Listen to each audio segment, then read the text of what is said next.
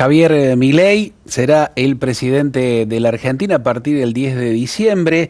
El economista libertario se impuso en el balotaje por más de 11 puntos, casi 3 millones de votos más obtuvo que Sergio Massa, quien reconoció muy temprano la derrota cuando todavía no se conocían los resultados de la Junta Electoral. No se denunciaron irregularidades. El voto en blanco fue relativamente bajo, más de lo que se esperaba y lo que decían incluso algunas encuestas. Reiteramos esto, fue muy transparente la votación. Recordemos que desde La Libertad Avanza habían alertado, incluso denunciado que iba a haber un fraude colosal. Bueno, no ocurrió eso afortunadamente. La victoria de Milei fue por un margen mayor al que pronosticaban las encuestas. De las mesas escrutadas era, 55,6% contra 44,3% que obtuvo Sergio Massa. La participación fue del 76,3%, levemente inferior a los que votaron en las generales. El voto en blanco, como decimos, fue de solo 1,55%. Para hacer una mirada, un análisis desde la ciencia política de lo que ha ocurrido, por qué el elegido para gobernar la Argentina fue Javier Milei, estamos en contacto con César Murúa, politólogo, profesor de la Universidad Católica de Córdoba. Estimado César, ¿cómo estás? Buen día. ¿Qué tal, Javier? Buenos días, ¿cómo te va? Bien, muy bien. Bueno, César, la pregunta está planteada allí. ¿Por qué los argentinos votaron masivamente, podemos decir, por una diferencia importante ante Sergio Massa a Javier Milei? Bueno, lo votaron a pesar de la campaña. Ujú. Los mensajes de la campaña, incluso los hemos comentado muchas veces, parecían estar centrados en las propuestas que Milei hacía que podían llegar a ser controvertidas o incluso contradictorias entre sí. Y evidentemente ese eje que se puso no solamente en la campaña, sino también en lo que fue el debate, lo analizamos el lunes pasado aquí, lo que plantearon es claramente un eje discursivo que no fue el central o el relevante para la ciudadanía, probablemente haya sido mucho más determinante la situación económica que afectaba transversalmente a la ciudadanía. De lo contrario, no se explica la contundencia del triunfo de Milei.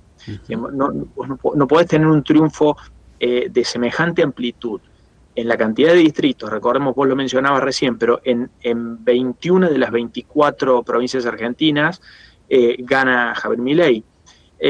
Lo hace incluso en algunas provincias como la propia Córdoba, con una diferencia muy abultada, ¿sí? casi 3-1 por cada voto, lo cual naturalmente te habla de transversalidad en cuanto al perfil económico, social, de identidad política, de preferencias religiosas incluso, entre los votantes de Milei. Con lo cual, eso tiene que ver con un elemento absolutamente transversal a toda la ciudadanía en estos momentos, que tiene que ver con la crisis económica. Y, naturalmente, el principal responsable de eso era Javier Milei. Recordemos, lo conecto nuevamente con lo que conversamos la semana anterior, porque me parece que ahí hay una señal clara. Milei, cuando conversábamos sobre el debate, decíamos, Milei no pudo atribuirle a Massa, en lo discursivo, o en ese momento, en ese intercambio, la responsabilidad sobre la crisis económica. Bueno, no se lo atribuyó Milei en el debate, se lo atribuyó la ciudadanía en las urnas. Claro. César, ¿podrá hacer Javier Milei suponemos, los 4 años que tiene por delante, lo que realmente quiere hacer? ¿Te parece que va a contar con apoyo en el Congreso de la Nación o gobernará por decreto? ¿Cómo te parece que se van a dar esas circunstancias? Bueno, hay dos cuestiones ahí. Hay una cuestión de agenda y otra cuestión de capacidad de llevar adelante esa agenda. Bueno, el primer interrogante es sobre la agenda. No tenemos certezas acerca de cuál es la agenda de medidas políticas, económicas o institucionales que va a llevar adelante Milei. De hecho, recién, hoy a la mañana, muy temprano, empezó a anunciar algunas medidas que estaban relacionadas con la privatización de algunas empresas públicas u organismos vinculados al Estado. Eh, Ahí habrá que ver, naturalmente, cómo y en qué términos. De hecho, incluso cuando se refirió esta mañana temprano a la privatización de YPF, dijo que en primer lugar había que ordenarla a la empresa, racionalizarla y después venderla, con lo cual tampoco está claro si en qué momento va a llevar adelante ese proceso de privatización de YPF. Hay más bien desde el lado de Milei una agenda abierta. Esa agenda abierta es una agenda que puede llegar a seguir la misma lógica de la propia campaña, de ser incluso hasta contradictoria en algunos momentos, ¿sí? De que de acuerdo a las posibilidades o a las circunstancias que se le presenten, puede llevar o tomar decisiones en uno u otro sentido. Está claro que no en ningún momento se ha sentido atado por sus declaraciones o por sus palabras, si ha tenido que desdecirse y correr el eje hacia otro lugar, lo ha hecho sin ningún tipo de inconveniente.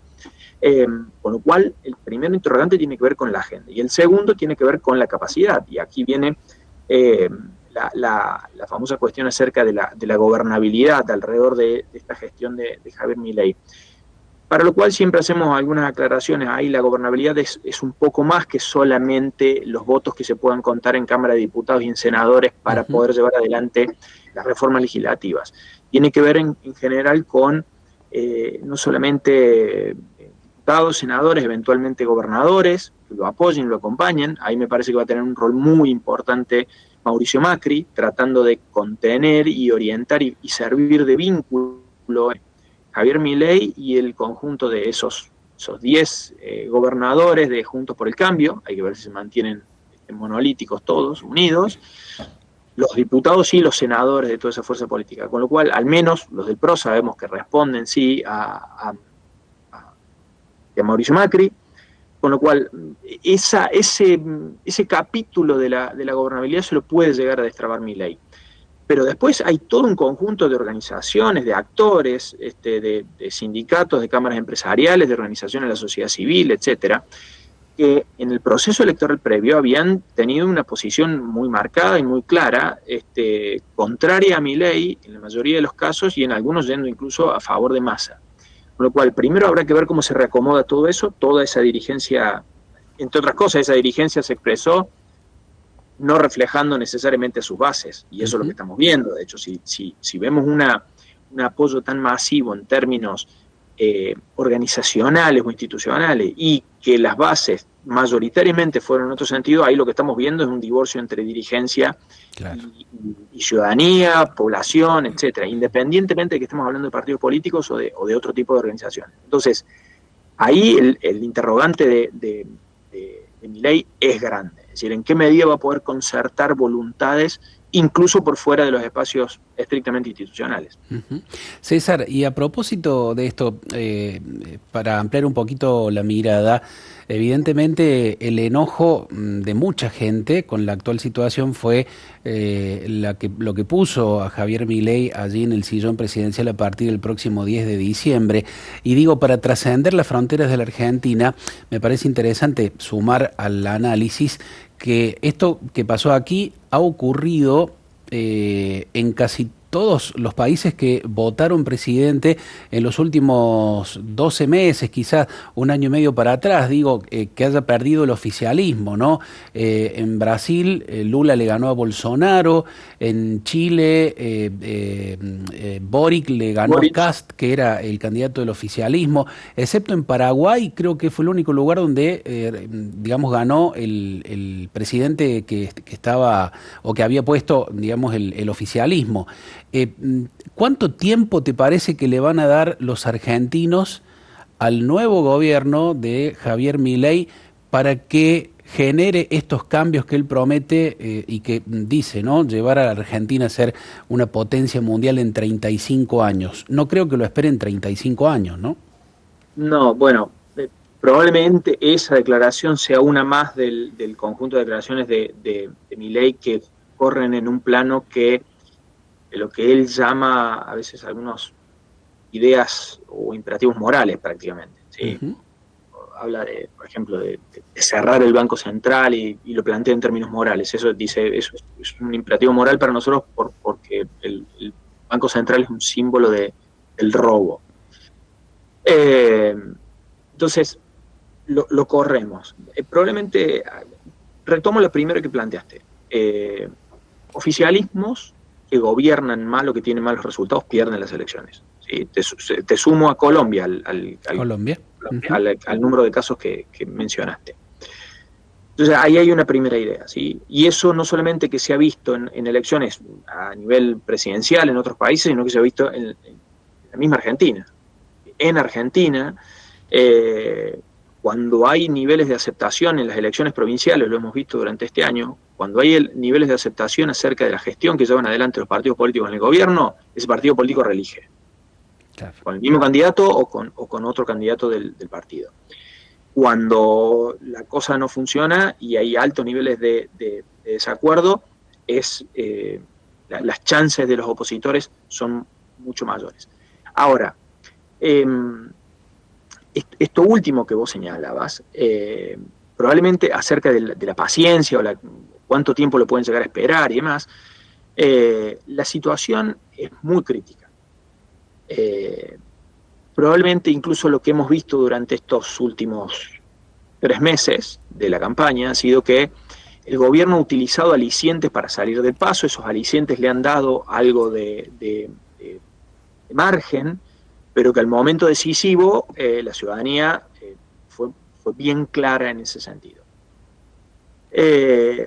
Javier Milei tiene poco margen, no por sus capacidades o por la naturaleza de sus ideas, sino por el nivel o por la intensidad claro. Con la que la ciudadanía está viviendo en estos momentos la situación no solamente política, sino también económica. Si el nivel de hartazgo es enorme, naturalmente abre una luz de esperanza la votación de un nuevo presidente. Si nos sirve algún paralelismo, probablemente incluso el no tener mayorías en el legislativo, aún así a todos los presidentes, incluso ya los partidos tradicionales siempre lo han hecho, incluso al propio Macri, el peronismo le dio 1 año y medio de votos positivos y favorables en el Congreso durante el inicio de su gestión, así que no sabemos si va a ser todo ese periodo de tiempo el que va a tener de margen Milei, pero en lo inmediato el primer paquete de medidas que Milei mande al Congreso va a tener apoyo a nivel legislativo. Uh-huh. Lo que sucede es, y ahí se abre un gran interrogante, es en qué medida, cuando ya tengamos medidas concretas y esas decisiones empiecen a afectar determinados intereses, preferencias, objetivos y demás de distintos colectivos sociales, en qué medida se van a dar movilizaciones de esos colectivos sociales, tanto en contra de las medidas del nuevo presidente como a favor del nuevo presidente. De hecho, lo que ha mostrado Milei es también alguna capacidad de movilización, incluso sin estructura. Uh-huh. No tienen una estructura política tradicional y aún así tienen mucha capacidad de movilización en redes sociales, que sabemos que es una especie de nueva arena política y social. También a nivel del enfoque tradicional de la calle. Uh-huh. Y su discurso ha sido muy claro, ¿sí? No van a ser tolerantes con quienes quieren defender sus privilegios. Bueno, ahí está la discusión de lo que para unos es un privilegio, para otros puede ser un derecho. Exactamente. Vamos a tener una situación tensa.